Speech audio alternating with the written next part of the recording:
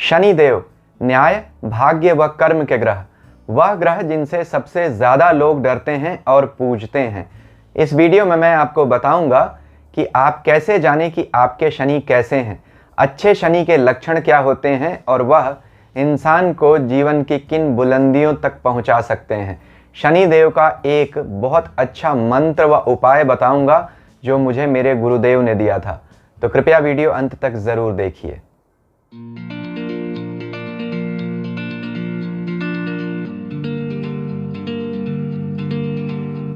ओम नमः शिवाय। मैं अंशुमान आपका स्वागत करता हूँ। शनिदेव धर्म व न्याय के ग्रह। इस वीडियो में मैं आपको बताऊंगा कि अगर आपके शनि अच्छे हैं तो आप किन लक्षणों से उन्हें पहचानें। यानी अगर आपको कुंडली देखनी आती है तो आप कैसे समझें कि आपके शनि अच्छे हैं, अगर नहीं भी आता है तो किन जनरल इंडिकेशंस से आप समझेंगे कि आपके शनि अच्छे हैं या बुरे हैं। शनि धर्म व न्याय के ग्रह हैं। जो धर्म और न्याय पे चलते हैं उनके सबसे बड़े मित्र हैं, और जो धर्म न्याय पे नहीं चलते उनके लिए वह दंड नायक बन जाते हैं और उन्हें कष्ट देते हैं। तो शनि जब कष्ट दें तो हमें किस उपाय से उन्हें शांत करना चाहिए, मैं अपने गुरुदेव का दिया हुआ एक ऐसा अनोखा उपाय आपको बताऊंगा जो सदा ही काम आता है। यह मेरा अनुभव भी है। मेरे गुरुदेव कहते थे, शनि मारे तो कौन तारे, गुरु बचाए तो कौन बिगाड़े, शनि देवे तो कौन लेवे, साक्षात शिव की कृपा होवे। देखिए, शनि जज है, न्यायाधीश है, इसके पास स्पेशल पावर है, आपका सब कुछ रोक सकता है। जैसे किसी को कोई जज दंड देता है और जेल भेजता है तो चाहे उसके पास कितनी भी बड़ी गाड़ी, कितना भी बड़ा घर हो, वह उसका सुख नहीं ले सकता।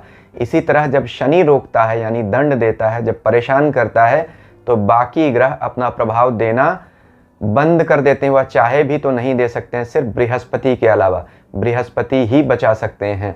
लेकिन शनि चूंकि काल है, समय है, इसलिए गुरु यानी बृहस्पति भी उसका सम्मान करते हैं। देखिए, जो समय का सम्मान करता है उसी की तरक्की होती है। इसलिए जिसका शनि अच्छा होगा उसके वर्क एथिक्स, डिसिप्लिन बहुत अच्छा होगा। शनि को विज्ञान की दृष्टि से अगर मैं समझाना चाहूँ तो फलक्रम इफेक्ट देता है। यानी चूंकि सौर मंडल में सूर्य से सबसे अंतिम स्थिति पर बैठा हुआ ग्रह है। देखिए, फलक्रम इफेक्ट क्या होता है, एक डंडा लगा हुआ है, अगर उसको सबसे अंत से आप थोड़ा सा उठा दें तो वह पूरा का पूरा घुमा देगा, काम कर देगा। इसी तरह शनि चूंकि सबसे अधिक दूर बैठे हुए हैं, उनकी ज़रा भी दृष्टि अगर टेढ़ी हो जाए तो फिर सब कुछ बिगड़ जाता है। ज़रा सी अच्छी हो जाए तो सब कुछ तुरंत सही भी हो जाता है। फलक्रम इफेक्ट है। इसीलिए शनि के जो पक्षी हैं वह बाज, चील और कौवा हैं, जो बहुत दूर से देखते हैं, सबसे ऊपर से निगाह रखते हैं उनकी। तो इसलिए शनि हमारे ऊपर बहुत बड़ा और लंबा प्रभाव डाल सकते हैं। इसीलिए 30 वर्ष में पूरी 12 राशियों का एक चक्र वह पूरा करते हैं। जहाँ चंद्रमा 28 दिन में पूरा कर देता है, वहीं शनि 30 वर्ष लगाते हैं। इससे क्या पता चलता है कि शनि को किसी बात की कोई भी हड़बड़ी नहीं है, वह ठोक बजा कर ही सब कुछ अच्छा परिणाम देते हैं। इसी कारण शनि का एक्टिवेशन एज 36 कहा गया, यानी 36 साल का होने के बाद ही शनि के पूरे प्रभाव जीवन में मिलने लगते हैं। क्यों? 35-36 साल में व्यक्ति मैच्योर हो जाता है। तो शनि मैच्योरिटी के प्लैनेट है। किसी का शनि बहुत अच्छा भी हुआ तो उसको जीवन में सारे अच्छे परिणाम तुरंत नहीं मिलेंगे। बड़े व्यापारी, बड़े राजनेता तभी बड़े बनते हैं जब वह एक अवस्था को प्राप्त हो जाते हैं, यानी एक जब उनकी उम्र हो जाती है। इसी कारण शनि जब उच्च का होता है या अपनी राशियों में होता है तो शश राजयोग बनाता है। यह राजयोग जिनकी कुंडली में हो वह बहुत आगे जाते हैं, लेकिन इसका एक्टिवेशन एज 36 है। तो मेरे पास बहुत लोग आते हैं, कहते हैं मेरी ज़िंदगी में बहुत कुछ नहीं हुआ, हालांकि शश राजयोग है। वह यह भूल जाते हैं कि 36 के बाद ही शनि अच्छा या बुरा प्रभाव देना पूर्ण रूप से शुरू करते हैं। और शनि का दूसरा एक्टिवेशन एज 58 है। तो 36 और 58 दो उम्र की अवस्थाओं में शनि अपना पूरा प्रभाव देना शुरू कर देते हैं। अब देखिए, महर्षि पराशर कहते हैं कि शनि रोग और दुख का कारक है। तो अब यह बली होगा तो क्या होगा, रोग दुख क्या बढ़ेंगे? नहीं, रोग दुख कम हो जाएंगे, क्योंकि शनि का बल अधिक है तो वह जिन चीज़ों से हमें परेशान कर सकता है वह हमें कम देगा। रोग अगर आएंगे भी तो जल्दी जाएंगे। शनि क्रोनिक डिजीज़ का कारक है। अगर आपका अच्छा नहीं है तो रोग आएंगे तो फिर जाएंगे नहीं। महर्षि यह भी कहते हैं कि शनि बंधन का कारक है। एक ही ग्रह ऐसा है जिसके चारों तरफ घेरे हैं, रिंग्स ऑफ सैटर्न। बताइए 9 ग्रहों में किसी के आगे घेरे हैं क्या? नहीं, सिर्फ शनि के आगे हैं। इन्हें रिंग्स ऑफ सैटर्न बोलते हैं, यानी यह बांधने का काम करता है। इसीलिए शनि बंधन का कारक है। किसी भी रोग, मृत्यु या बंधन में जब तक शनि की अवस्था नहीं आएगी आपकी कुंडली में, तब तक यह आपके साथ नहीं हो सकता है। इसीलिए बंधन से बचना है, रोग से बचना है, परेशानियों से बचना है तो शनि देव की आराधना करनी चाहिए। या अगर आपकी कुंडली में शनि अच्छे हैं तो फिर आप इन बंधनों में नहीं पड़ेंगे। तो लिमिटेशंस जितने हैं, बाउंड्रीज जितनी हैं, जो स्ट्रक्चर है वह शनि बताता है। शनि यह बताता है कि हम जीवन में क्या कर सकते हैं और क्या नहीं कर सकते हैं। लिमिटेशंस भी बताते हैं। इसलिए जिस घर में शनि हो वहाँ से अपने कर्म का ज़रूर विचार कीजिए। नॉर्मली लोग 10वें घर से कर्म यानी व्यवसाय, प्रोफेशन का देखते हैं, करियर के बारे में विचार करते हैं, लेकिन शनि कर्म का मेन प्लैनेट है। तो शनि अगर आपके 5वें घर में हो तो आपको 10वें के साथ 5वें का भी विचार करना पड़ेगा। मिलाकर ही देखना पड़ेगा कि आपका कर्म क्या होगा और उसी हिसाब से आपकी आय कहाँ से आएगी। देखिए 2 महत्वपूर्ण घरों के स्वामी हैं, 10वें और 11वें। 10वां कर्म और 11वां आय। इसके अलावा मकर और कुंभ 2 राशियों के स्वामी हैं जो 10वें और 11वें भाव में आती हैं काल पुरुष की। 3 दृष्टियां हैं, तीसरी, 7वीं और 10वीं। 6, 8, 12, 10, 11 इतने महत्वपूर्ण भावों के कारक हैं, यानी रोग, बंधन, शत्रु, कर्ज, कर्म और आय। तो 7.5 और ढैया इनकी स्पेशल स्थितियां होती हैं जो किसी और ग्रह को नहीं मिलती हैं। तो इतने महत्वपूर्ण ग्रह हैं। शनि बुढ़ापा और बीमारी के भी कारक हैं। तो देखिए एक शनि को हमारे जीवन में कितने अधिक अधिकार दिए गए हैं। चूंकि यह बहुत धीरे चलते हैं इसलिए हर ऐसे कामों को सपोर्ट करते हैं जो धीरे होते हैं, जैसे स्लो रिसर्च हो गया, लॉन्ग टर्म प्लानिंग हो गया, आई फॉर डिटेल जहां लानी है हमें, मेथोडिकल होना है, रिसर्च में जाना है।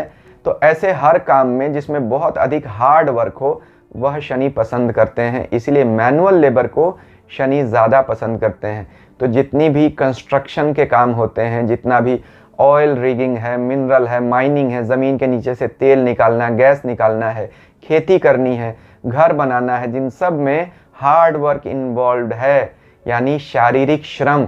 इसीलिए शनि को श्रम का देवता कहा गया। और इसका मतलब यह कि शनि अगर किसी के अच्छे होंगे तो वह इन सारे करियर फील्ड्स में से किसी को भी चूज कर सकता है, ऑफ कोर्स अपनी कुंडली के हिसाब से ही, लेकिन इन कामों में वह आगे बढ़ेगा ज़रूर। अब शनि बली कब होते हैं? देखिए जातक पारिजात ज्योतिष का एक बड़ा पुराना ग्रंथ है, उसमें कहा गया कि शनि कृष्ण पक्ष में यानी dark fortnight of the month में बली होते हैं, रात्रि में बली होते हैं, वक्री होंगे तब बली होंगे, उपचय भाव में यानी 3, 6, 10, 11 कुंडली के भाव में शनि बली होंगे। करियर के लिए भी देखिए शनि बहुत महत्वपूर्ण ग्रह हैं, क्योंकि शनि हमेशा अर्थ और काम त्रिकोण में अच्छे माने गए। अब कुंडली में 4 त्रिकोण होते हैं, धर्म, अर्थ, काम, मोक्ष, जैसे जीवन में भी कहते हैं शास्त्र। पहला, 5वां, 9वां धर्म त्रिकोण, दूसरा, 6ठा, 10वां अर्थ त्रिकोण, तीसरा, 7वां, 11वां काम त्रिकोण और चौथा, 8वां और 12वां मोक्ष त्रिकोण। तो चूंकि शनि कर्म के कारक हैं इसलिए अर्थ और काम त्रिकोणों को पसंद करते हैं। तो इससे हम क्या समझें? दूसरे, छठे, 7वें, तीसरे, 10वें, 11वें इन भावों में शनि मजबूत होते हैं। यूं भी कह सकते हैं कि इन राशियों में भी शनि मजबूत होंगे। तो इसीलिए देखिए चाहे वृष राशि हो, चाहे मिथुन हो, कन्या हो, तुला हो, मकर हो, कुंभ हो, जितनी काल पुरुष की ये 2, 6, 10, 11 इन भावों में जो राशियां आती हैं उनमें शनि बली होते हैं। तो आप अपनी कुंडली में देखिए क्या शनि इन भावों में या इन राशियों में बैठे हुए हैं। और यह आपको सिर्फ अपनी लग्न कुंडली में ही नहीं देखना है, चंद्र कुंडली में भी देखिए, नवमांश कुंडली में भी देखिए, दशमांश कुंडली में भी देखिए। जिस भी बात का विचार करना हो उससे संबंधित वर्ग कुंडली में देखिए। अगर शनि वहाँ इन स्थितियों में हो तो ज़रूर मजबूत माने जाते हैं। शनि अंधेरे के कारक हैं, ज़मीन से निकलने वाली हर चीज़ के कारक हैं। इसीलिए खेती, नेचुरल गैस, मिनरल, माइनिंग, लकड़ी के काम, iron, steel industry, furnace, real estate, इन सब के कारक शनि होते हैं। बिगेस्ट इंडस्ट्रीज जो दुनिया की हैं वह कौन सी हैं? या तो ऑयल इंडस्ट्री है, गैस की इंडस्ट्रीज़ हैं, या आयरन इंडस्ट्रीज़ हैं, स्टील की कंपनीज़ हैं। तो देखिए, शनि जिसकी कुंडली में अच्छा होगा वह फैक्ट्री डाल सकता है, मैन्युफैक्चरिंग का काम कर सकता है। अगर शनि आपका राहु के साथ हो तो आप टेक्नोलॉजी के क्षेत्र में कोई बड़ी कंपनी बना सकते हैं, या नौकरी भी करते हैं तो बड़े पद तक जा सकते हैं।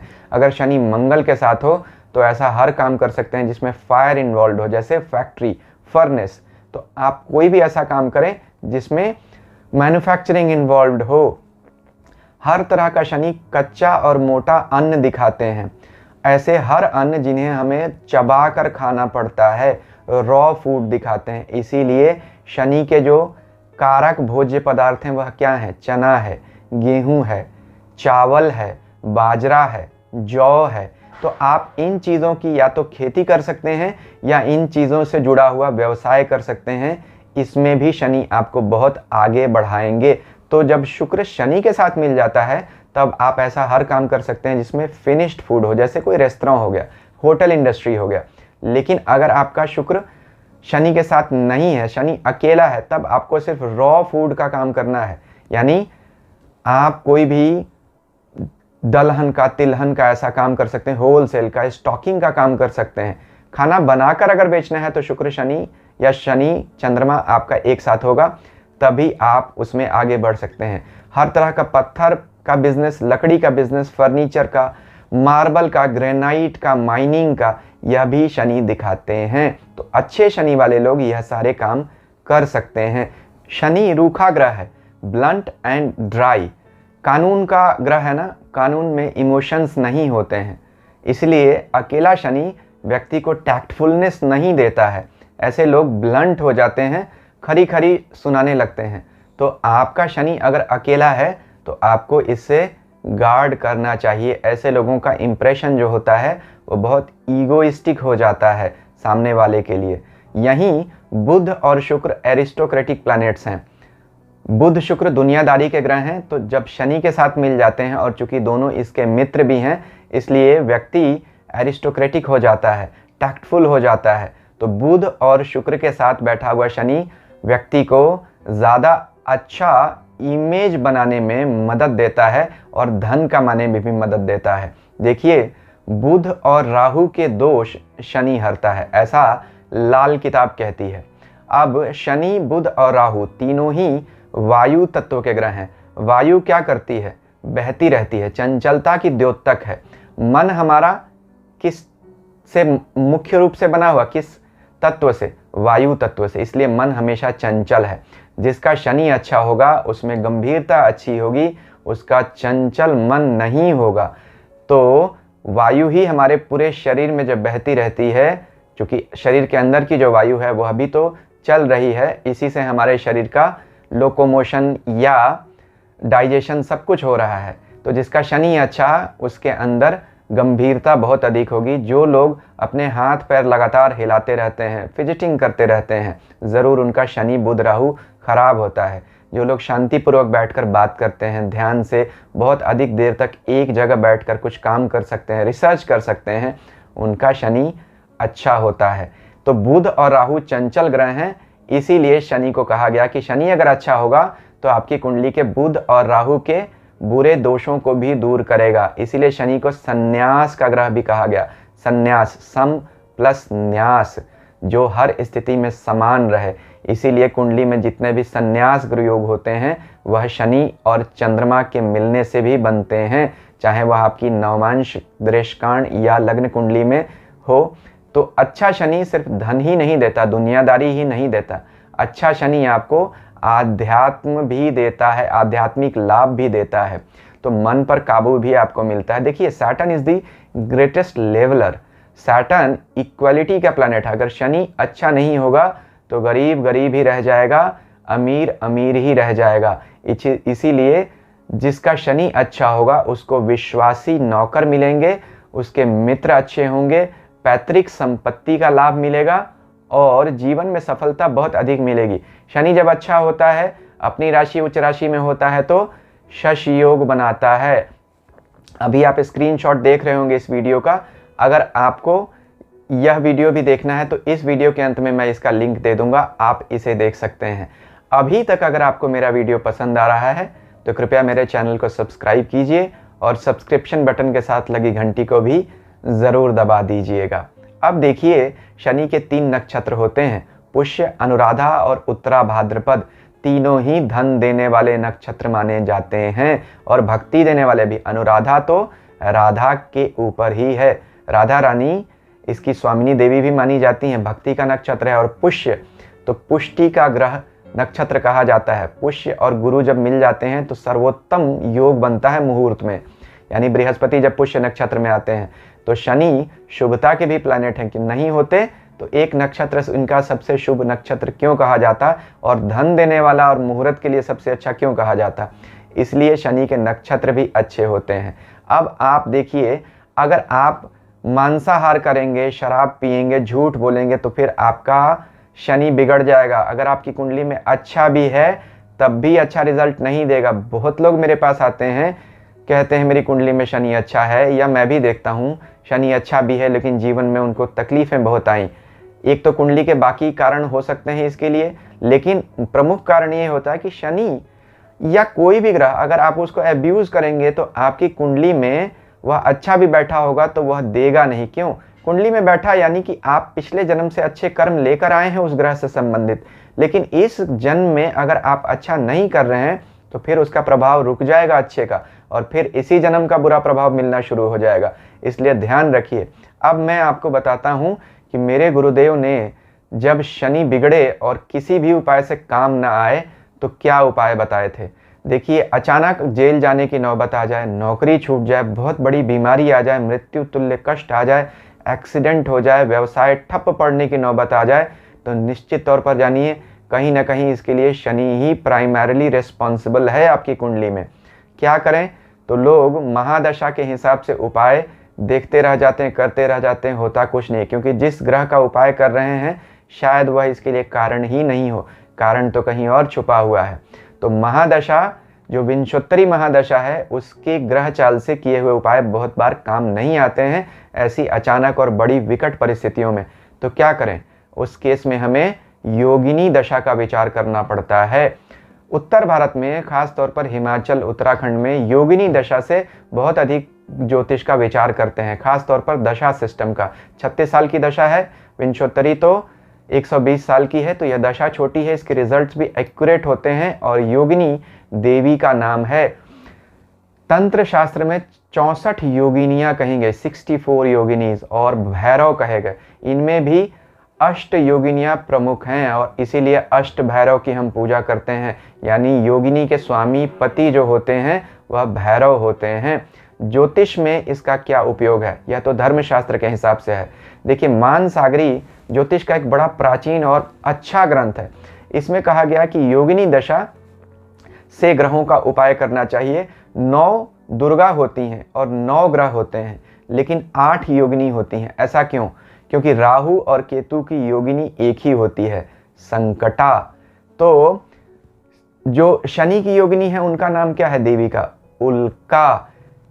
जो 8 योगिनियां हैं 9 ग्रहों की, उनका नाम क्या है? पिंगला, मंगला, भ्रामरी, धन्या, भद्रा, सिद्धा, उल्का और संकटा। जो सूर्य से लेकर राहु केतु तक है, यानी सूर्य की पिंगला हो जाएगी, चंद्रमा की मंगला, और इसी तरह से आगे। तो उल्का जो हुई वह देवी हैं शनि की देवी हैं। अब अगर आपको उपाय काम नहीं आ रहे हैं तो आपको क्या करना पड़ेगा? देखिए, जिनका भी जन्म नक्षत्र कृतिका, पूर्वा, फाल्गुनी, मूल और रेवती में है, उनकी जन्म के समय में उल्का की दशा चलेगी, यानी शनि की। अब आप कहेंगे कि ये सब तो केतु और बुध के ही नक्षत्र हैं। हाँ, ये विंशोत्तरी महादशा में इन ग्रहों के नक्षत्र हैं।